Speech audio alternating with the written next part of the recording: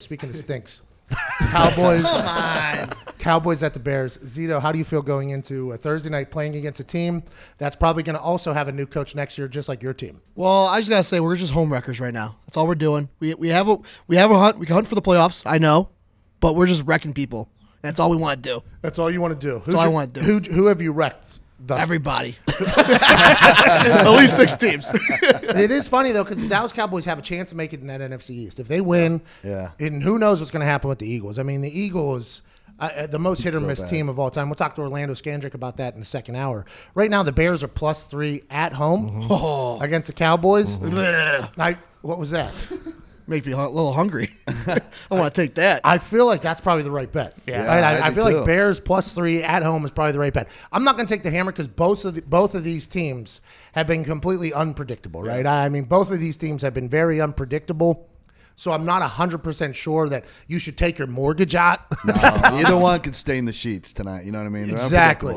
Yeah. And I think Dak Prescott stain the sheets. By the way, I like that. Great line. That's my new thing for crap the bed. Yeah, I like it a lot. Stain the sheets is a very good line. Dog, Thank you. Hey, good for you in that one. Appreciate that. Hey. Hey! They really can, though. You can't expect greatness from either one of these teams. I don't think. I think they've proven that. Now, Dak Prescott has had a hell of a year. He was leading the NFL in offense. I don't know if he still is. At least up until last week, he was. So for me, is Dak Prescott going to be the answer tonight in cold, windy Chicago against the Bears defense, who can turn it up if they want, especially on prime time where a lot of eyes are on them, so they're probably going to try as hard as they can. Not that they haven't all year. I don't know them personally, but it seems like there's a chance that they might not have been trying their hardest in a lot of games because they know that offense couldn't do anything.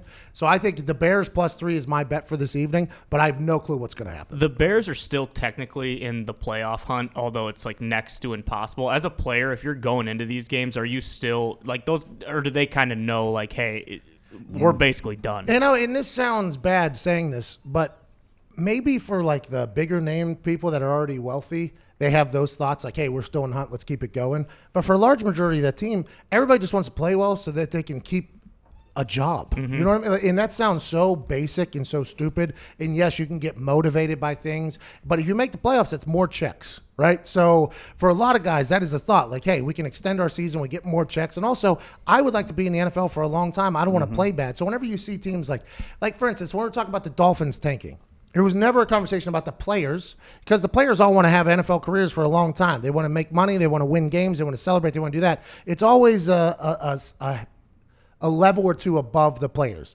Coaches, same thing. You know what I mean? Now, granted, there's some coaches that are made men, obviously, but for players, they're trying to do it. So the motivation thing, and AJ Hawk and I have talked about this a lot, like how some guys have to have like a motivational speech or whatever. It's like you're playing for your livelihood at this point. It's a little bit different. You know what I mean? Like in college, I think there can be ebbs and flows and emotions and ranges and things like that. Not everybody's focused every day. You got school, you got your personal life, you got a lot of freedom and stuff like that. So there is a chance that guys like have to get refocused in. And that's why coaches who are like hard-ass coaches can work in college and I guess in the NFL at some places, but in college it can work because you got to refocus them in. In the NFL, you got a lot of guys just trying to make a lot of money, right? They're trying to make a lot of money and they're trying to win games so they can celebrate and have a good time and not get cut, lose their jobs, and be gone. So for me, yes, playoffs are a motivation probably to like the core of that team, which is the upper echelon of that team. But for a lot of members of that team, it's like, hey, I don't want to embarrass myself so I get lost income or anything else like that. But playoffs mean more checks. So that could definitely be a motivating factor. Khalil Mack said this week that they can't wait to do the impossible. So it sounds like he's still going to be trying. Well, Khalil Mack got paid like $80 million or something like that. He's the face of the franchise at this point. Khalil Mack is the face of the franchise. Bertan. Khalil Mack. Can I give you a Tony stats? Yeah, buddy. Oh, come on, Tone. There's nothing wrong with that. Don't let Zito talk Thank about you. it. Cowboys against opponents under 500 are 6-1 plus 105 point differential. Wow, that's really good. What does that mean? 6-1 against teams that are under 500.